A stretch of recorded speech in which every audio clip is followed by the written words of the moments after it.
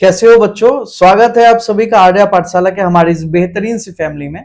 मैं हूं आपका प्रेम भैया। आज मैं आपको जो चैप्टर पढ़ाने जा रहा हूं वो है क्लास 9th के साइंस का चैप्टर नंबर 5, जिसका नाम है the fundamental unit of life.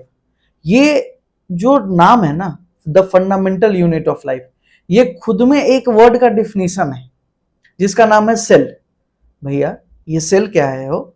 चलिए हम आपको आगे ये बताएंगे। ये पूरा चैप्टर ना हम लोग सेल के बारे में ही जानेंगे।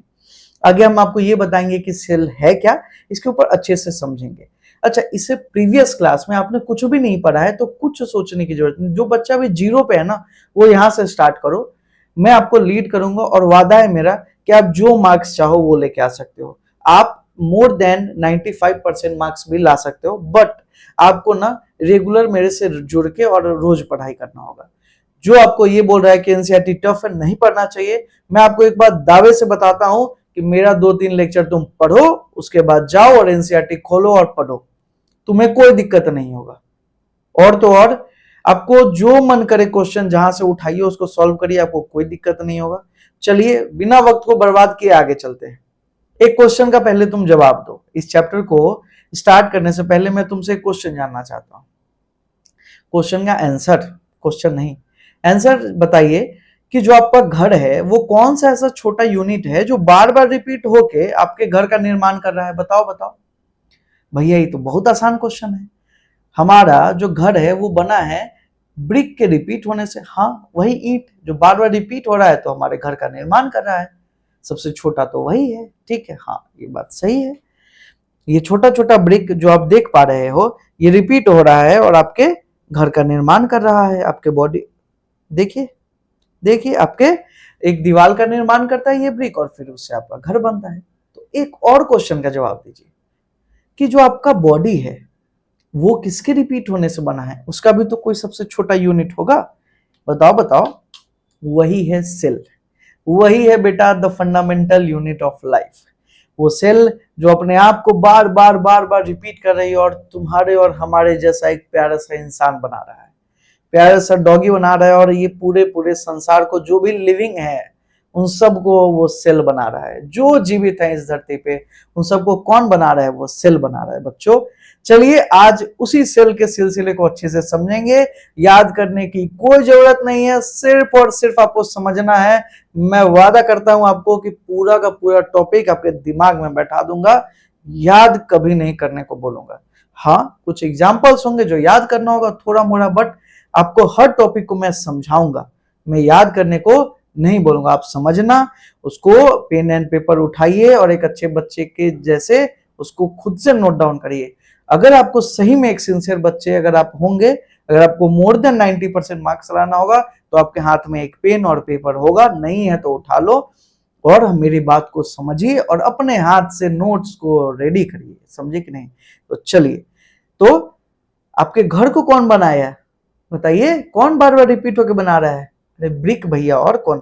आपके बॉडी को कौन बना रहा है? अभी मैंने बताया ना, कौन? सेल। सेल को ना सारे टीचर क्या करते हैं, बोलते हैं याद कर लीजिए डिफिनेशन। आज तक आप याद करते हैं cell is a basic unit of life, but अब आप बड़े हो गए, अब हम लोग याद करेंगे cell is fundamental, structural and functional unit of life. Cell क्या है? Fundamental, structural and functional unit of life. भैया सारे सर तो ऐसा ही याद करा देते हैं, तो आप में क्या ऐसा अलग बात है? अरे हम तुमको सारा वर्ड समझा रहे हैं, देखो तो। सेल मैंने क्या बोला? सेल क्या है? फंडामेंटल। क्या है? फंडामेंटल। हम तुमको बोले ना कि तुम देखने चलो, माइक्रोस्कोप से देखो तो यहाँ एक छोटा छोटा सा स्ट्रक्चर अपने आप को रिपीट कर रहा है। वो जो स्ट्रक्चर जो अपने आप को रिपीट कर रहा है वही कौन है? सेल। तो सबसे छोटू कौन है तुम्हारे बॉडी में प्रेजेंट? सेल। तो जो सबसे छोटा अपने आप को रिपीट होकर तुम्हारे जैसा ऑर्गेनिज्म बना रहा है वो कौन है? सेल। तो सबसे छोटा इसलिए फंडामेंटल, यही तो तुम्हारे बॉडी को बना रहा है, इसीलिए क्या इसको बोले? फंडामेंटल। अच्छा, दूसरा मैंने क्या बोला? फंडामेंटल। दूसरा क्या बोला? फंडामेंटल और स्ट्रक्चरल। क्या बोला? Structural unit of life. अच्छा ये बताओ, तुम किससे बने हो? सेल से। तुम्हारा स्ट्रक्चर है कुछ? हाँ है भैया। किससे बना है? सारा कौन बना रहा है? सब कौन डिसाइड कर रहा है? सेल। और कौन? अच्छा, डॉगी किससे बना है? सेल से। और किससे भैया? हाँ, सारे ऑर्गेनिज्म जो कि लिविंग है इस धरती पे किससे बने हैं? सेल से। उस सबके पास कुछ ना कुछ स्ट्रक्चर है, वो किसकी वजह से हो रहा है? सेल से। तो स्ट्रक्चर किसकी वजह से बन रहा है? सेल से। तो सेल क्या है? Fundamental structure. और लास्ट वन क्या है? फंक्शनल। क्या है? फंक्शनल। फंक्शनल कैसे? अच्छा, आप एक बात बताइए, आप खाना खाते हैं, आपके बॉडी में जाके डाइजेस्ट हो जा रहा है? हाँ भैया, हो जाता है। अच्छा, वो किसकी वजह से हो रहा है? सेल की वजह से। और किसकी वजह से? आप खाना खाए, आपके बॉडी में कोई इंजाइम बना हुआ है, कौन बना रहा है? सेल।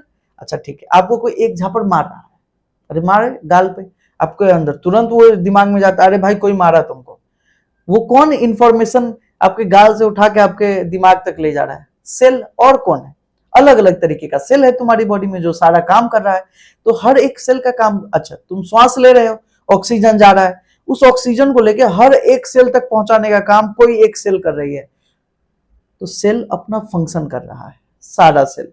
तो सेल क्या है? फंडामेंटल, क्योंकि उसी से आप बने हो। सेल क्या है? स्ट्रक्चर। आपका जो स्ट्रक्चर है किसकी वजह से? सेल की वजह से है। और सेल क्या है? फंक्शनल यूनिट ऑफ लाइफ, क्योंकि सब सेल अपना कोई ना कोई काम कर रहा है। तुम्हारा दिल का सेल क्या कर रहा होगा? कंटिन्यू धड़क रहा होगा, पंप कर रहा होगा कि ब्लड को तुम्हारे पूरे बॉडी में पहुंचा सके, ठीक है ना। चलिए, तो सेल क्या है बबुआ? Fundamental structure and functional unit of life. अभी तक क्या पढ़ते हैं? Cell is a basic unit of life. कोई बात नहीं, जिसको नहीं याद हो बेसिक यूनिट ऑफ लाइफ लिख देना, बट अब आप बड़े हो गए हो, लिखना fundamental structural and functional unit of life. याद करने की तो जरूरत ही नहीं है, क्योंकि मैंने आपको सब समझा दिया है, ठीक है। चलिए, बात करते हैं डिस्कवरी की। डिस्कवरी क्या है भैया ये? अरे कोई ना कोई तो पहला बार सेल को देखा होगा, इसी चक्कर में तो तुम और हम सेल पढ़ रहे हो, है कि नहीं? नहीं खोजे होते ना तुम पढ़ रहे होते, गधा गए। पता है, अगर ये नहीं खोजे होते तो तुम्हारे अंदर का जो स्ट्रक्चर है तुम कैसे जान पाते? तुम्हारे अंदर कोरोना अटैक किया, तुम कैसे जान पाए कि कोरोना कैसे बना हुआ है? तुम कैसे उस पर काम कर पाए? तुम कैसे फिर कोरोना को मारने का वैक्सीन ले पाए? या तुम किसी भी बीमारी जब तुमको होती है तो जब तुम दवा खाते हो तो ये सब तुम देख पाए, अपने सेल को जान पाए। फिर सामने वाला जो बैक्टीरिया है वो तुम पे अटैक करता है, वो भी तो सेल से बना हुआ है, उसको जान पाए। तो अगर ये नहीं देखे होते तो कैसे तुम आज अपना इलाज भी कर रहे होते? तो इसलिए आप लोग सुबह शाम उठिए, रॉबर्ट हुक का एक फोटो सामने लगाइए और उनको रोज प्रणाम किया करिए, क्योंकि इन्हीं के चक्कर में तो आप और हम आज जिंदा, नहीं तो कोरोना में सब निकल गए होते। चलिए आगे पढ़ते। तो सबसे पहले किसने देखा सेल को? रॉबर्ट हुक ने। किसने देखा? रॉबर्ट हुक ने। नाम याद रखिए, सेल को सबसे पहले किसने देखा? रॉबर्ट हुक ने। चलो, इनका एक कहानी है, पहले मैं वो तुम्हें बता दूं। ये इनका एक चश्मा का दुकान था, तो इनके पास लेंस मौजूद था। तो उस लेंस का यूज करके इन्होंने ना एक माइक्रोस्कोप बनाया खुद से ही। अच्छा, और ये ना देखो, ये इस कांच के बोतल में वो पानी पिया करते थे, और कांच के बोतल में ऐसा एक ढक्कन रहता था जो कि लकड़ी का बना हुआ था, और इस लकड़ी के ढक्कन को हम लोग बोलते थे कॉर्क। क्या बोलते हैं बाबू? कॉर्क। ओके, कॉर्क क्या है भैया ये? हाँ, ये देख रहे हो, ये प्लांट का जो बाहरी छाल देखे ही होगे, बड़े बड़े पेड़ में होता है, इसको ना बाहर के बाहरी स्ट्रक्चर को बार्क बोलते हैं। तो इसी का एक पार्ट है, ठीक है। इसको जब ऊपर से हटाओगे फिर भी एक तुमको एक स्ट्रक्चर दिखेगा। तो वो जो पार्ट है, इसी बार्क का एक पार्ट है जिसको बोलते हैं कॉर्क, और उसी कॉर्क से ना ये पहले के जमाने में इस बोतल का ढक्कन बनाया जाता था। तो इनके पास वो ढक्कन था, तो माइक्रोस्कोप में ना जब उसको देखे तो देखे, अरे भैया ये जो स्ट्रक्चर है इसका, ये तो हनीकॉम्ब के मतलब मधुमक्खी के छत्ते जैसा मिल रहा है। और कोई तो एक ऐसा स्ट्रक्चर है जो बार बार अपने आप को रिपीट कर रही है। देखना जाके मधुमक्खी का छत्ता कुछ इसी तरीके का होता है, और कुछ इस तरीका से एक स्ट्रक्चर अपने आप को रिपीट कर रही होता है, बीच बीच में मधुमक्खी बैठे होते हैं, समझे कि नहीं? तो वही बोले कि कोई तो ऐसा स्ट्रक्चर है जो बार बार अपने आप को रिपीट कर रहा है, और उसका उन्होंने एक नाम दिया जिसको बोला गया सेल। तो टर्म सेल को देने वाले जो साइंटिस्ट थे उनका नाम था रॉबर्ट, बताओ, हुक। ठीक है ना? टर्म सेल को किसने दिया? रॉबर्ट हुक ने दिया। ज्यादा टर्म सेल को किसने दिया? रॉबर्ट हुक ने दिया। कोई दिक्कत यहां तक? कैसे सोचो कि उस जमाने में उन्होंने कितना दिमाग लगाया कि एक माइक्रोस्कोप को खुद से बनाया, और वहां से उन्होंने एक कॉर्क को देख के बताया कि अरे यार कोई तो ऐसा स्ट्रक्चर जो यहाँ रिपीट हो रहा है। ये ना कि देखने के लिए देखो तो बहुत छोटा सा खोज है, कोई बहुत बड़ा खोज नहीं है, लेकिन ये शुरुआत था, और शुरुआत बहुत बड़ा खोज बना। आगे जो साइंटिस्ट जो इन पे काम किए, सेल को और अच्छे से देख पाए, उनके लिए एक बहुत बड़ा एक शुरुआत जिसके जिसके लिए मतलब समझिए आज उन्हीं का दिया हुआ एक टर्म सेल जो आज तक हमारा आप यूज कर रहे हैं। सेल का मतलब होता है लिटिल रूम। देखो ये छोटा छोटा कमरा के जैसा है, लिटिल रूम। सेल एक लैटिन वर्ड है। कैसा वर्ड है? लैटिन वर्ड है, ठीक है। हिंदी में सेल को जैसे हिंदी में क्या बोलेंगे, कोशिका, उसे लैटिन में क्या बोलेंगे? Little room. तो लिटिल रूम सेल टर्म किसने दिया था? रॉबर्ट हुक ने। चलिए टाइम न बर्बाद करते हैं, एक बार इसको पढ़ लें, सब मैंने बता दिया। उनका सेल्फ डिजाइन माइक्रोस्कोप था। उन्होंने क्या किया था? कॉर्क रिजेंबल करता है स्ट्रक्चर ऑफ हनीकॉम्ब से, ये हनीकॉम्ब कैसा स्ट्रक्चर है। कॉर्क किसका पार्ट है? बार्क ऑफ ट्री का, जो बाहरी पार्ट होता है ना ये बड़े बड़े पेड़ का, वो बार्क कहलाता है, ठीक है। रॉबर्ट हुक जो है वो Robert Hooke call this boxes, इस बॉक्सेस को उन्होंने क्या नाम दिया था बबुआ? सेल नाम दिया था। क्या नाम दिया था? सेल, ठीक है। कोई दिक्कत? सेल का मतलब होता है लिटिल रूम। क्वेश्चन, अब समझिए एक बात को, हम आपको बताते हैं कि जो प्लांट का मैक्सिमम पार्ट होता है डेड होता है, तो बार्क भी डेड होता है। जो बाहरी पार्ट होता है उसका ही पार्ट है कौन? कॉर्क। तो कॉर्क क्या है? डेड स्ट्रक्चर है। तो जो इन्होंने डिस्कवर किया ना सेल को, तो इन्होंने डेड सेल की डिस्कवरी करी। डेड सेल की, कैसी सेल की? डेड सेल की डिस्कवरी करी। किससे? सेल्फ डिजाइन माइक्रो, खुद से बनाया हुआ माइक्रोस्कोप था इनका। तो सवाल ये उठता है, तो भैया ये बताइए लिविंग सेल की डिस्कवरी किसने करी? तो ल्यूवेनहुक नामक एक साइंटिस्ट थे, इन्होंने लिविंग सेल की डिस्कवरी करी। किसकी डिस्कवरी करी? लिविंग सेल की डिस्कवरी करी। कोई दिक्कत है? नहीं ना। तो क्वेश्चन आएगा कि बताओ सेल का डिस्कवरी किसने किया? तो आपको एकदम ध्यान होना चाहिए, सेल सबसे पहले किसने खोजा था? रॉबर्ट हुक ने। चाहे वो सेल जिंदा था या मरा हुआ था, खोजा किसने था? रॉबर्ट हुक ने। डेड सेल की डिस्कवरी किसने करी? तो आप बताओ, रॉबर्ट हुक ने ही डेड सेल ही खोजा था उन्होंने। तो क्वेश्चन है लिविंग सेल की डिस्कवरी किसने करी? ल्यूवेनहुक ने। जहां लिविंग आ जाए वहां ल्यूवेनहुक, जहां लिविंग आ जाए वहां ल्यूवेनहुक, ठीक है। वैसे आपको जो हम पढ़ा रहे हैं बस उतना पढ़िए, आपको इससे ज्यादा कहीं से कुछ पढ़ने की जरूरत नहीं, यहाँ से सब आपको क्वेश्चन हो जाएगा। चलिए, रॉबर्ट ब्राउन, अभी मैं 2 वर्ड बता रहा हूं, आगे समझाऊंगा। ये रॉबर्ट ब्राउन ने करी थी न्यूक्लियस की डिस्कवरी। क्या? न्यूक्लियस। और पुरकिंजे ने टर्म दिया था प्रोटोप्लाज्म। पुरकिंजे ने क्या दिया था? Give term. कौन सा टर्म दिया था? प्रोटोप्लाज्म, ठीक है। प्रोटोप्लाज्म इज इक्वल टू होता है बबुआ, अभी मैं आपको बताऊंगा, चलो पहले आगे समझिए। ये हो गया। देखो सेल का बेसिक स्ट्रक्चर जान लो तो वो सब समझ में आ जाएगा। ये है सेल, ये क्या है? सेल। देखो इस सेल के ना जो सबसे बाहर, ये जो तुम देख रहे हो, ये बाहर, ये ब्लैक कलर का जो मैंने लेयर बनाया है, ये होता है बबुआ प्लाज्मा मेम्ब्रेन। क्या होता है? प्लाज्मा मेम्ब्रेन, या फिर इसी को हम लोग सेल मेम्ब्रेन के नाम से भी जानते हैं। किस नाम से जानते हैं? सेल मेम्ब्रेन के नाम से जानते हैं। इसके बीच में कौन है? साइटोप्लाज्म। बीच में कौन प्रेजेंट होता है? ये साइटोप्लाज्म सेमी फ्लूइड नेचर का होता है। कैसा नेचर का होता है? Semi fluid. सिर में जेल लगाए हो, बाद में जेल लगाए हो, वही जो कंपनी, हम नाम नहीं लेंगे, पैसा नहीं मिला है भैया हमको, समझे कि नहीं। तो वो जो आप जेल लगाते हो सेमी फ्लूइड नेचर का होता है, समझे कि नहीं। तो वही सेमी फ्लूइड नेचर का कौन सा होता है? साइटोप्लाज्म होता है। और इसी साइटोप्लाज्म में बाकी और भी बहुत सारे स्ट्रक्चर होता है जो तैर रहा होता है। लेकिन वैसे हम आपको बताते हैं, कोई भी जो लिविंग सेल होगा ना, उसके पास 4 चीज होगा। सबसे पहला प्लाज्मा मेम्ब्रेन। क्या होगा? लिविंग सेल है तो सबसे पहले प्लाज्मा मेम्ब्रेन। दूसरा क्या होगा? साइटोप्लाज्म।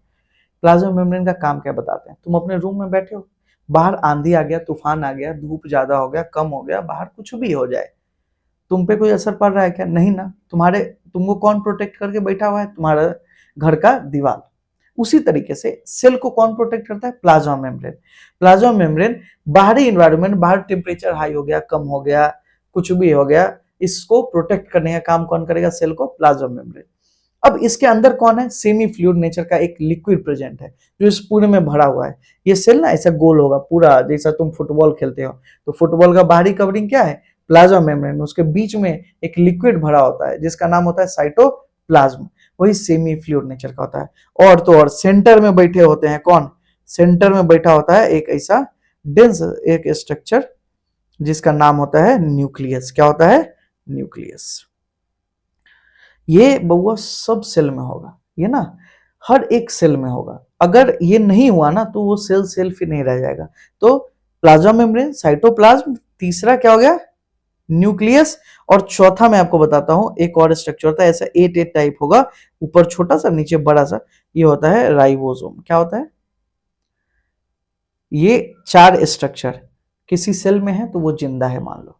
ये बेसिक स्ट्रक्चर है, मतलब जो सबसे सबसे बेसिक सेल होगा ना उसके पास ये 4 स्ट्रक्चर तो होगा ही होगा, तभी वो सेल है। ठीक है, चलिए समझिए क्या क्या है। प्लाज्मा मेम्ब्रेन क्या करता है, बाहरी इन्वायरमेंट से कट ऑफ करता है। साइटोप्लाज्म इसी के अंदर सारा चीज खेल रहा होता है, तैर रहा होता है, जैसे राइबोसोम और भी ऐसे ऐसे होते हैं, आगे हम देखेंगे, वो सब इसके अंदर तैर रहा होता है।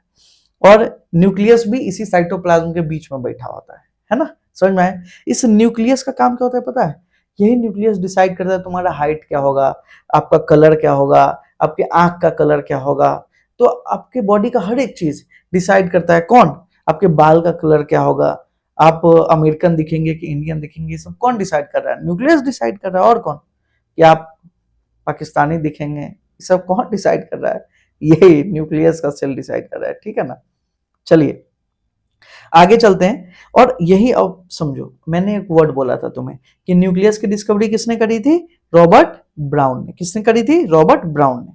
जहां कोई दिक्कत लगे खुद से लिख लिया करिए, ठीक है, कि किसने करी थी डिस्कवरी न्यूक्लियस की, रॉबर्ट ब्राउन ने। अब एक वर्ड मैंने बोला था protoplasm. Protoplasm is equal to होता है साइटोप्लाज्म प्लस न्यूक्लियस। अब समझ गया मैं क्या बोल रहा हूं। ये मेरे कहने का आपसे बस इतना मतलब है कि जो सेल है उसके ऊपर से जब आप प्लाज्मा मेम्ब्रेन को हटा देंगे या सेल मेम्ब्रेन को हटा देंगे तो कौन बचेगा, साइटोप्लाज्म और न्यूक्लियस, और वही क्या कहलाएगा, प्रोटोप्लाज्म। या इसको एक और बात बोल सकते हो, सेल माइनस क्या, प्लाज्मा मेम्ब्रेन। ये टर्म किसने दिया था, पुरकिंजे ने। कोई दिक्कत, अरे जहां का क्वेश्चन आ जाए उठाना बना देना, सब बनेगा। ठीक है, 2-3 लेक्चर पढ़ा देते हैं, उसके बाद जो है सो तुम एनसीईआरटी खोल के पढ़ो, कोई दिक्कत नहीं होगा। अगला है टॉपिक सेल थ्योरी। सबसे पहले इसको देने वाले जो साइंटिस्ट हैं उनका नाम है सिल्डेन एंड स्वान। जो भी बच्चा इसको समझ रहा है कि एक ही साइंटिस्ट है वो है एक नंबर का गधा, क्योंकि यहाँ बीच में लिखा हुआ है एंड। दो अलग अलग साइंटिस्ट हैं, सिल्डेन अलग है, स्वान अलग है, दो अलग अलग कंट्री से भी बिलोंग करते थे। दोनों ने अपना अपना रिसर्च किया और एक साथ कंक्लूजन दिया और कहा कि देखो जितने प्लांट है या एनिमल है वो सब सेल से बना हुआ है। किससे बना हुआ है, सेल से बना हुआ है। तो इन्होंने क्या स्टेटमेंट दिया था बताइए, all plant and animal are made up of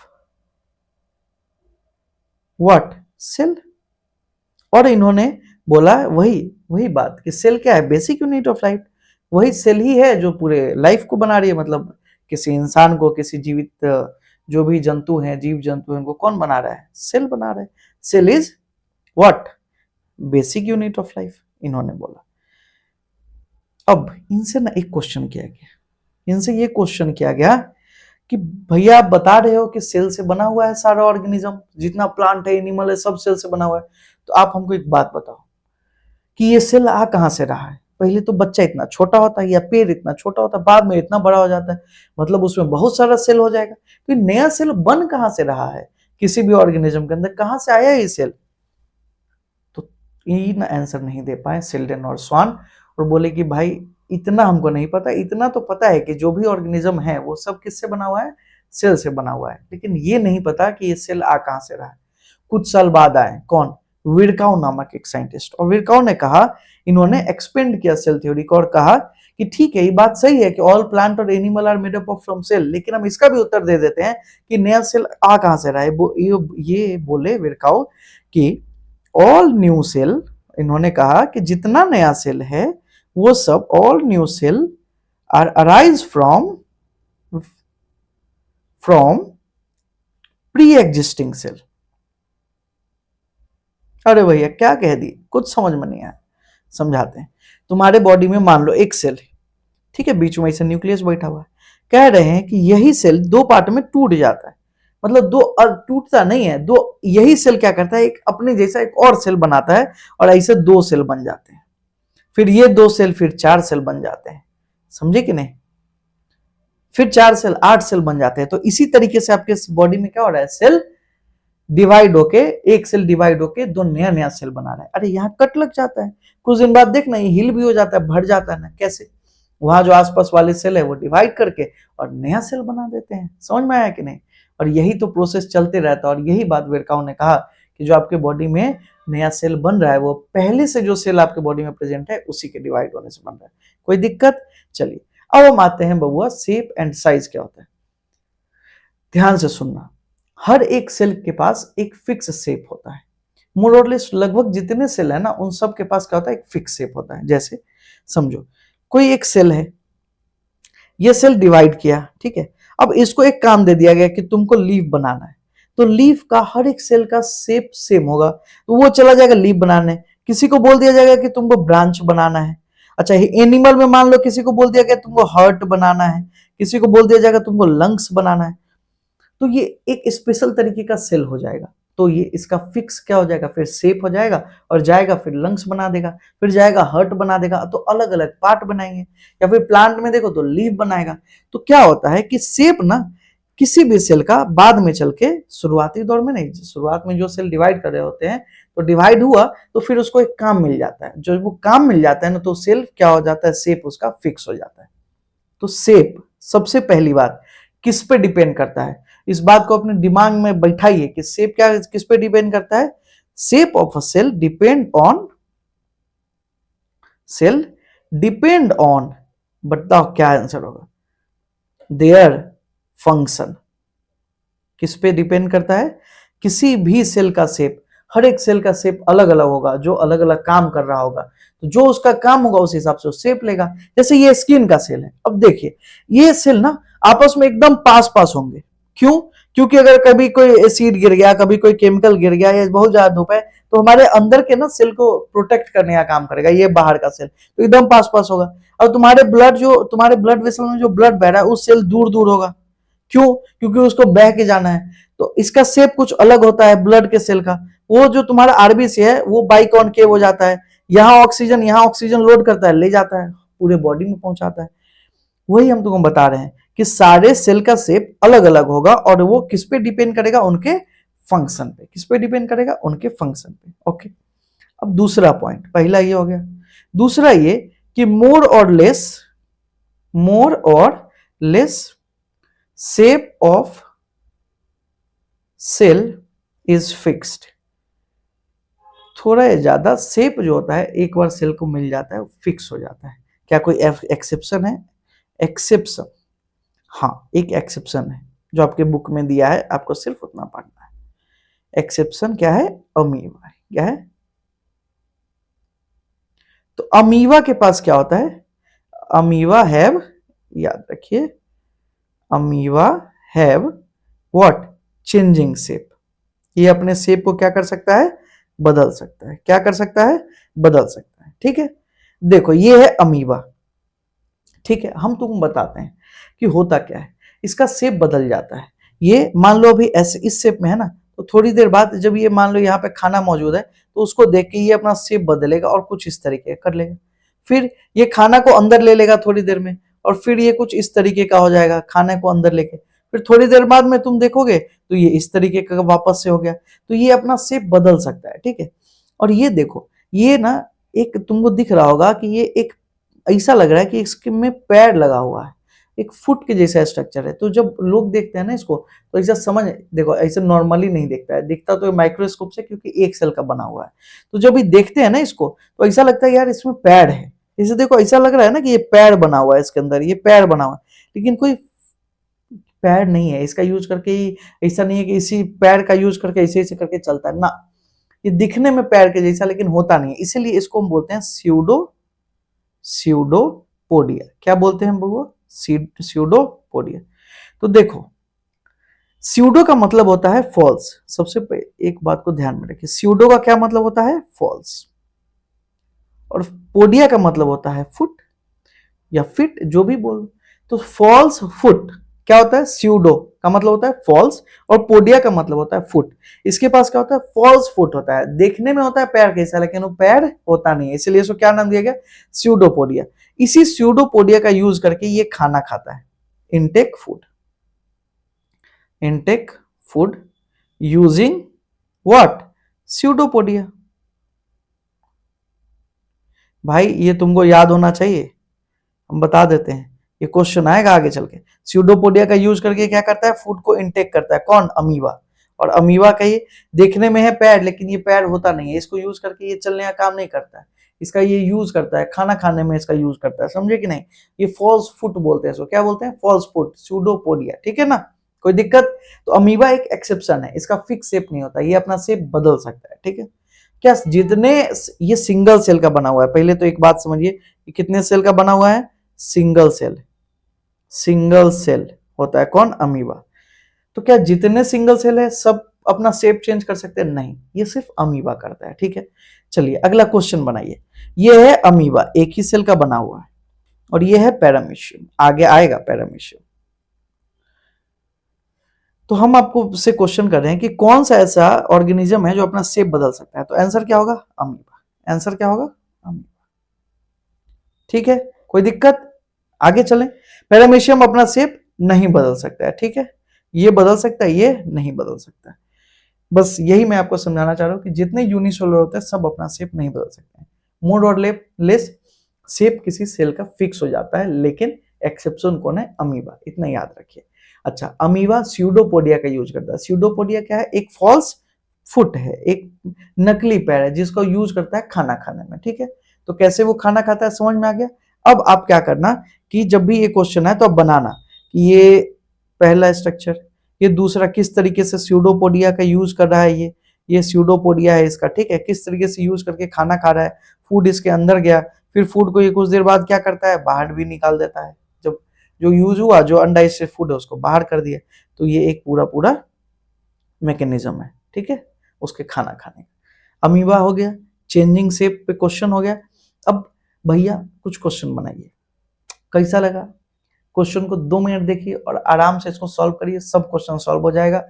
और अगर नहीं होगा मतलब कि आप ध्यान से क्वेश्चन देख नहीं रहे थे, और देखो ध्यान से आप अगर आप पढ़ रहे होगे तो आपसे सारा क्वेश्चन होगा। एक बात हम तुमको बता देते हैं, तुम आज तक कुछ नहीं पढ़े हो ना, अभी से ना तुम अपना पूरा कैरियर चेंज कर सकते हो, अपने पूरे लाइफ को बदल सकते हो। आज से पहले मैं बोल रहा हूँ, तुमने कुछ भी नहीं पढ़ा है 8 क्लास तक, आपको कोई कोई फर्क नहीं पड़ता है भाई। भी 9th से ध्यान दोगे नहीं, ये बेस है, यहाँ ध्यान दे दो, 10th ध्यान दे दो, 11 12 में तुम दुनिया के जिस एग्जाम में चाहो, तुमको डॉक्टर बनना है, इंजीनियर बनना है, सीए बनना है, जो बनना है सब बन सकते हो, बस तुम आज ध्यान दे दो, समझे कि नहीं। अगर आज आप लेक्चर को ध्यान से देखेंगे तो डेफिनेटली आप बायो में बेताज बादशाह हो जाओगे, मतलब कोई भी क्वेश्चन बायो का तुमसे तो छूटेगा ही नहीं। और आर्या पाठशाला के एक एक टीचर बेहतरीन है भाई, आप जाके पढ़िए तो एक बार। और हम आपको दावे के साथ कहते हैं कि बायो में आप 100 में 100 मार्क्स लाएंगे, बस आप ध्यान से लेक्चर को देखो। 15 से 20 मिनट का एक लेक्चर आएगा और उसको आप ध्यान से देखिए और उससे क्वेश्चन बनाइए जो लास्ट में देते हैं। सारा क्वेश्चन यहीं से आएगा, कहीं नहीं जाएगा, जहां से भी जिसका बुक उठाए मन करे उठा लेना, उसको सॉल्व कर देना। अरे बहुत सारा तुमको 11th का क्वेश्चन सॉल्व हो जाएगा, हम तुमको यहाँ तक समझा रहे हैं। ये सब हम कुछ एक्स्ट्रा नहीं पढ़ा रहे, सिर्फ तुम्हारा एनसीईआरटी है, यही एनसीईआरटी 11th में थोड़ा बड़ा कर दिया और कुछ नहीं है। इसको बस ध्यान से पढ़िए, समझे कि नहीं। और अपने आप को कम मत आगो, अपने आप को हमेशा ही समझो। और तुमको देख के भाई गाना याद आ रहा है कि हम भी दरिया हैं हमें अपना हुनर मालूम है, हम भी दरिया हैं हमें अपना हुनर मालूम है, जिस तरफ भी चल पड़ेंगे रास्ता बन जाएगा, आगे जिधर जाओ उधर अपना रास्ता बना सकते हो। आज तो जो है सो पढ़ाई पे ध्यान दो, बेसिक कमजोर कर लोगे तो कभी कुछ नहीं कर पाओगे। चलिए देखिए, किसने डिस्कवर किया था सेल को, रॉबर्ट हुक। अरे वही तो रॉबर्ट हुक चचा जी ने इसको डिस्कवर किया था, रॉबर्ट हुक।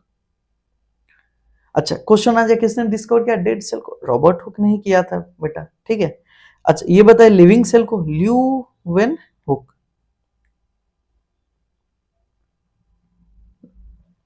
किसने डिस्कवर किया न्यूक्लियस को, रॉबर्ट ब्राउन। किसने, रॉबर्ट ब्राउन ने। जब प्रोटोप्लाज्म टर्म किसने दिया था बताओ, पुरकिंजन, ठीक है।